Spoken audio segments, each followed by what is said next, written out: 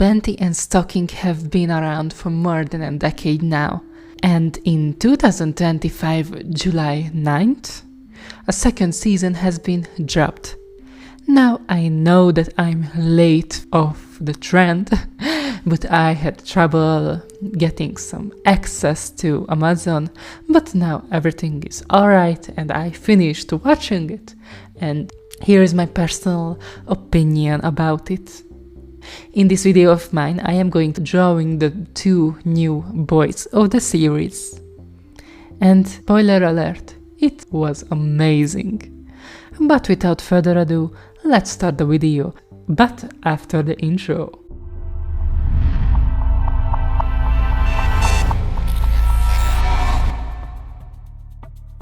The first thing that I wanna start is the first episode, of course.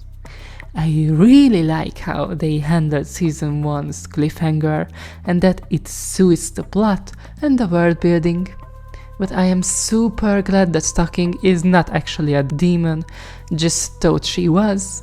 It could have been super confusing otherwise. And the demon sisters joining the main cast was also the most perfect thing to put into this anime. Their personality really made the whole show much more entertaining, and generally the interactions between the characters were just mwah, chef's kiss. For example, when Scanty gave some advice to Stocking about being a big sister, or when it was Kneestuck's birthday, it was just fantastic. I love how they made the bitch family. For Panty and Stocking, I'm pretty sure that you know that our vulgar bitch of the town didn't change at all, but we cannot say the same for Stocking. She was, in my humble opinion, a bit toned down. Like in the first season, she was also sassy, not just Panty, but now she's the more cutesy one. She doesn't have the sass no more. And for the men of the church, I am really glad they changed Garterber's design, cause it was normal back in the days, be looking like this, but it would have been cancelled and called racism in no time in our days. But I highly doubt that it was racism in the background, because they still put him in and he's also one of the main characters and he isn't a stereotype really. A lot of background characters are also black, so I don't think they wanted to cause any harm with it.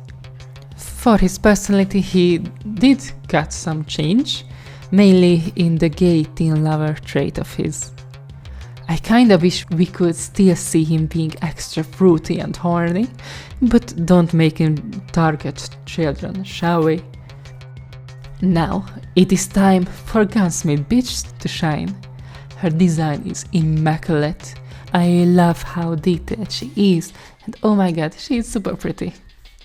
She was also important in the overall story, because how detailed she is, because it was only her gadgets that could defeat the Angel Brothers. But now, since we already mentioned them, it is time to talk about the main divas of the season, Polyester, Polyurethane. It is super hard to pronounce his name, sorry. They are a Gen Z inspired young angels who are Panty and Stocking's cousin. They often use slang, and the main gimmick of the character is that they will never work after the shift is ended. So I guess their motive is different than Panty and Stocking, because the girls must kill monsters, otherwise they get no heaven coin. But oh my god, they were such twink boys. Or let's just say twunk. I wish we could see them more, or make their cameos more than just leaving after their shifts are ended, because even though it was super funny, it can be more than that. And I would love to see their different personalities shown, because they are very similar to each other. Just Polyurethane a little bit more feminine, and that's all. And the relevancy in the ending was lackluster, They were just backup dancers to the main singer, if you know what I mean. Oh, and I forgot about Brief.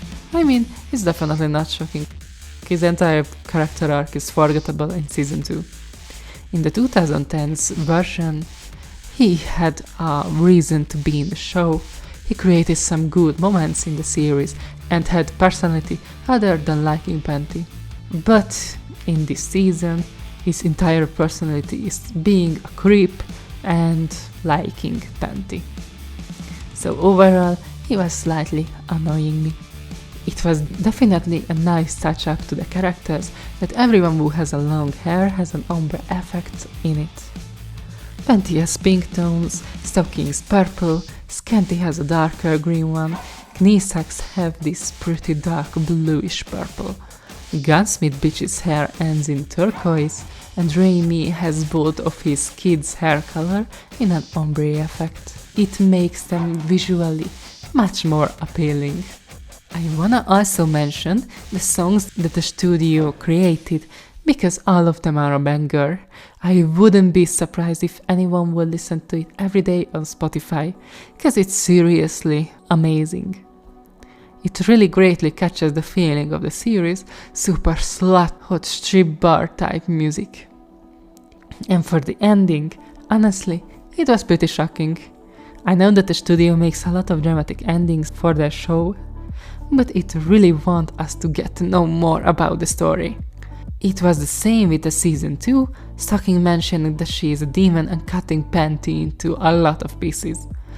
But season 2 had a very weird solution that, so I guess that it's going to happen at the start of the season 3. Spoiler alert, Panty and Brief got dragged down to hell, and their kid and the unknown demon girl needs to bring them back together while Stocking replaces Garterbelt's job. I do have some issues about the new season, even though it's one of the best sequels I have ever seen. First, the ending kinda came out of nowhere. There was no reference to the ending at all or anything before the last 2 or 3 episodes. They were just messing around. Not that I didn't enjoy those parts, but I would want to theorize about them before finishing the season. And it's not necessarily a problem, but I feel like the animation and the jokes just became a little bit more cartoonish and just a little bit too over the top.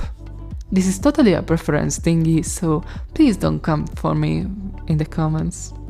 And for season 3, I really hope they don't introduce any more characters. We still got introduced to a lot of characters and they didn't really shine at all. They were just around and were sassy and fun.